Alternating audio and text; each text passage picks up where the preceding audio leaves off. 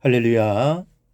사랑하는 대강의 가족 여러분, 오늘 하루도 하나님의 말씀과 동행하는 삶이 되길 소망합니다.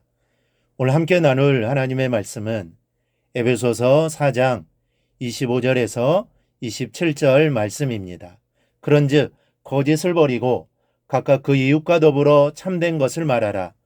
이는 우리가 서로 지체가 됨이라. 분을 내어도 죄를 짓지 말며 해가 지도록 분을 품지 말고 마귀에게 틈을 주지 말라. 아멘. 오늘 하나님의 말씀은 그런즉이란 말로 시작되고 있습니다. 이 말을 풀어 설명하면 옛사람을 벗어버리고 새 사람을 입었으니 라는 말입니다. 24절까지는 옛사람을 버리고 새 사람을 입는 원리를 말했다면 25절부터는 새 사람을 입은 사람들이 어떻게 살아야 하는가는 실천적인 교훈을 말씀하고 있습니다. 그러면 새 사람을 입은 사람들은 어떻게 살아야 합니까? 먼저는 거짓을 참으로 바꾸어야 합니다.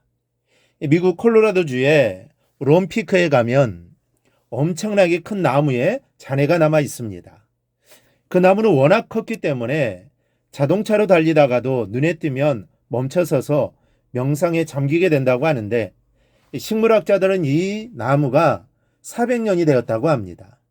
이 사색이라는 긴 세월 동안 이 나무는 14번이나 벼락을 맞았고 또 산사태나 폭풍을 여러 번 겪었지만 살아남았습니다.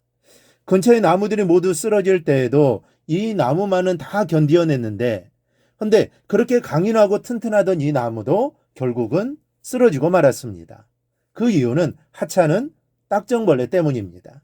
이 수많은 딱정벌레들이 나무 껍질을 뚫고 들어가 속을 헤집기 시작한 것을 대수롭게 여기지 않고 방치해 둔 것입니다. 결국은 딱정벌레의 줄기찬 공격에 거대한 나무의 생명력이 무릎을 꿇고 말았던 겁니다. 거짓말은 딱정벌레와 같습니다. 겉으로는 아무런 피해도 주지 않는 것처럼 파고 들어와서는 결국은 우리의 삶 전체를 쓰러뜨리고 맙니다. 거짓이 만연하면 사회는 깊숙이 병들어가고 아무리 강대한 나라라 할지라도 무너지고 맙니다. 거짓은 이렇게 무섭습니다. 부부간에 감추는 거짓은 가정을 파괴하고 또 몇십 년간을 다져온 두터운 인간관계라 할지라도 거짓이 개입되면 한순간에 무너져버리고 말 정도로 거짓은 파괴력이 있습니다. 이 거짓이 파고들면 옹벽을 친 사랑도 금이 가기 시작합니다. 거짓 앞에는 견뎌낼 것이 없습니다. 그래서 오늘 본문 25절은 그런즉 거짓을 버리고 각각 그 이웃과 더불어 참된 것을 말하라 라고 말씀합니다. 그리고 뒤이어서 이는 우리가 서로 지체가 됩니다 라고 덧붙입니다. 이 서로 지체가 된다는 것은 한 몸이라는 뜻입니다. 그 하나 된 것을 지켜나가려면 서로를 참된 것으로 대하는 것은 필수적입니다. 거짓이 스며들면 하나가 될 수 없고 한 몸 된 지체도 쉽게 와해되어 버립니다. 여러분, 거짓은 하나님의 것이 아닙니다. 사람의 것도 아닙니다. 사단의 것입니다.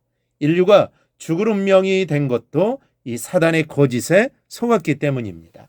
여러분 한번 생각해 보십시오. 이 선악과는 선악을 알게 하는 나무일 뿐인데 사단은 하와를 유혹할 때 선악과를 먹으면 눈이 밝아져서 하나님과 같이 될 수 있다라고 거짓을 말했습니다.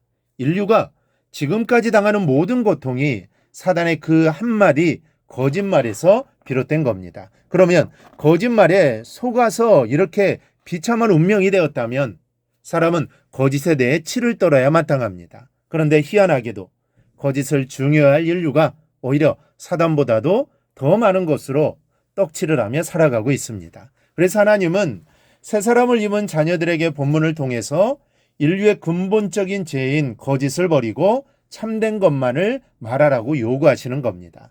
참된 것만을 말할 때 새 사람이 될 수 있다는 것이죠. 또 하나는 분을 품지 말아야 합니다. 분은 마귀의 보금자리요 미움의 분출구라고 합니다. 그리고 미움은 분으로, 분은 살인으로 연결이 됩니다. 27절을 보십시오. 마귀는 우리가 분을 내는 그 순간을 놓치지 않고 그 틈으로 우리에게 들어와 죄의 열매를 맺게 한다라고 말씀하고 있습니다. 마귀에게 틈을 주지 말라고 말씀합니다. 분을 내는 것은 새 사람을 입은 사람이 버려야 할 구습인 겁니다. 오사카 의과대학에서 분노가 얼마나 해로운가를 개로 실험해 본 적이 있습니다. 개 한 마리를 4시간 동안을 묶어놓고 때리면서 잔뜩 성이 나게 한 후에 머리에서 내수액을 추출해 검사를 해보았습니다. 그랬더니 시안이라는 독소가 많이 검출되었는데 그 양이 개 80마리를 충분히 죽일 수 있는 양이었다는 것이죠. 이 분은 이렇게 남뿐 아니라 나까지도 해야 하는 독소가 됩니다. 그래서 성경은 분을 내어도 죄를 짓지 말며 해가 지도록 분을 품지 말라고 말씀합니다. 모두에게 해로운 것이기 때문입니다. 우리가 분노할 때 좋아 웃는 것은 마귀입니다. 그러니 할 수만 있다면 분을 내지 말고 혹 분이 일면 품지 말고 흘려버려야 합니다. 이 독일의 대통령이었던 힌덴부르크는 90평생 동안 그의 얼굴에서 분노를 본 사람이 없답니다. 그를 섬긴 비서관조차도 노기를 띤 그의 얼굴을 본 일이 없었습니다. 어떤 신문기자가 그 비결을 물어보았더니 이렇게 대답했습니다. 나라고 어찌 화나는 일이 없겠는가. 그럴 때면 휘파람을 불어 분노를 날려버리고 난다네. 분노는 품지 말고 어떤 방법으로든지 그 순간에 날려버려야 합니다. 이 주기도문을 한번 외우면서 가라앉힌다든지 좋아하는 찬송을 또 한 곡조 차분하게 부르는 것도 좋을 겁니다. 나만의 믿음의 방법을 개발하시기 바랍니다. 여러분, 거짓은 모든 관계를 깨트려버리고 분은 하나님의 은혜를 다 잃어버리게 합니다. 이 시간이 거짓을 버리고 분노를 이기기 위해 주님께 기도하는 하루가 되기를 바랍니다. 그렇게 살 때 새 사람이 되는 것입니다. 옛것을 계속 가지고 있으면서 나는 새 사람이라고 할 수 없습니다. 거짓을 버리고 분을 품지 않고 버려버릴 때 새 사람이 되는 것입니다. 우리 모두 이렇게 새 사람이 되어 하나님의 영광을 돌려드리는 삶이 되기를 주님의 이름으로 축원합니다. 오늘 묵상한 말씀을 굳게 잡고 삶으로 실천하며 살아내는 대강의 모든 성도들이 되기를 축복합니다.